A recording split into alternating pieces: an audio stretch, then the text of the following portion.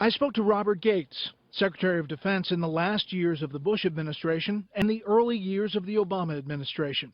He told me President Obama promised him there wouldn't be any significant changes in the military budget for a while. Overall, did he keep to his word? Well, I think that began to fray. Fray may be too gentle a word.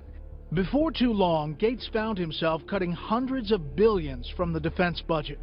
And that was only the start. Gates was informed the president wanted to announce even more cuts. Over the last 2 years, Secretary Bob Gates has courageously taken on wasteful spending,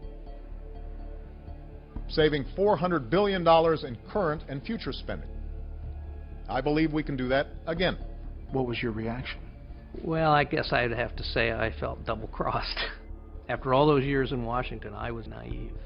To many, the cuts weren't about economic efficiency so much as a strategic change in the role of the military.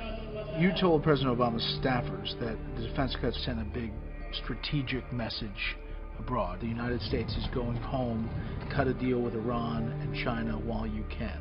I think overall it has had that impact. You're sending the message to the rest of the world that you're basically retreating. Later you meet with President Obama and you tell him the way you will compensate for forced cuts in the next war is with blood. More American kids will die because of our decisions. What was his response to that? I think he acknowledged it. What I was pitching at a minimum was the world doesn't seem to be getting better. Before you head down a path of deep cuts in defense, why don't you take it kind of slow? You know, it was one of those things where I lost the argument.